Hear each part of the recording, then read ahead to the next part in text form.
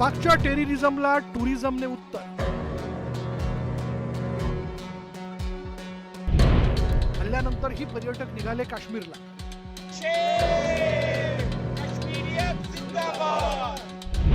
दहशतीला मोडून काढण्यासाठी पुढाकार.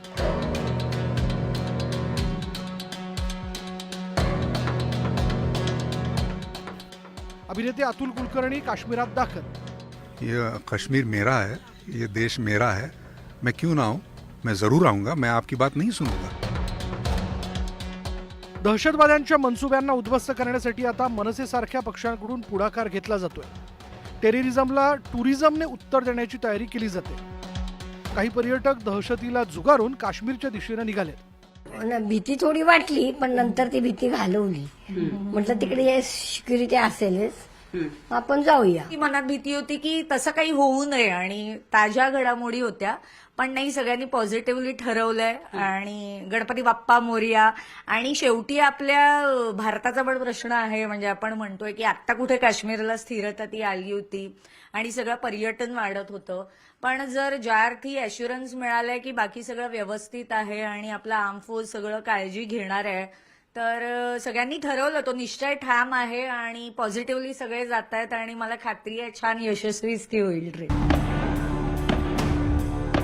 पर्यटकांच्या गर्दीनं फुलून गेलेल्या काश्मीरात स्मशान शांतता करण्याचा दहशतवाद्यांचा नापाक इरादा तडीत जाताना दिसतोय. काश्मीर खोऱ्यातील गजबजून गेलेल्या अनेक पर्यटन स्थळांवर आता तुरळक पर्यटक दिसू लागले. हल्ल्यानंतर मोठ्या संख्येनं पर्यटकांनी काश्मीरच्या सहली रद्द केल्या. टूर्स अँड ट्रॅव्हल्स कंपन्यांना बुकिंग रद्द करण्याचे फोन आणि ईमेल येऊ लागले. पर्यटकांचा पीक सीझन असूनही मे जून मधील बुकिंग्सवरही परिणाम झाला. श्रीनगर, गुलमर्ग आणि पहलगाम सारख्या ठिकाणी पर्यटकांच्या संख्येत लक्षणीय घट झाली. काश्मीरमध्ये स्मशान शांतता. हल्ल्यानंतर 30 ते 40 पर्यटकांकडून पर्यटन स्थळ बदलण्याची मागणी. काश्मीरचा वार्षिक पर्यटन उद्योग 12,000 कोटी रुपये इतका.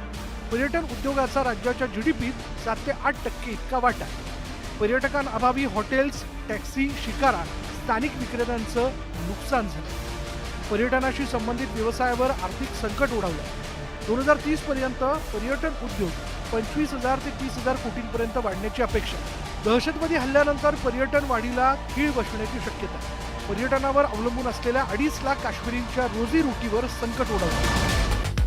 पर्यटकांवर थेट हल्ला होणं ही दुर्मिळ घटना असल्यानं याचा दीर्घकालीन परिणाम पर्यटकांच्या विश्वासावर होऊ शकतो. त्यामुळे मुख्यमंत्री ओमर अब्दुल्ला यांनी पर्यटकांची माफी मागितली आहे. जम्मू कश्मीर की सिक्योरिटी, जम्मू कश्मीर की सुरक्षा, जम्मू कश्मीर के लोगों की चुनी हुई हुकूमत की जिम्मेदारी नहीं है, लेकिन तब भी यहाँ के वजीर आला की हैसियत से, यहाँ की टूरिज्म के मिनिस्टर की हैसियत से मैंने इन लोगों को दावत दी थी यहाँ आने की. मेजबान होते हुए मेरी जिम्मेदारी थी कि सही सलामत मैं इन्हें यहां से वापस भेजूं. नहीं भेज पाया.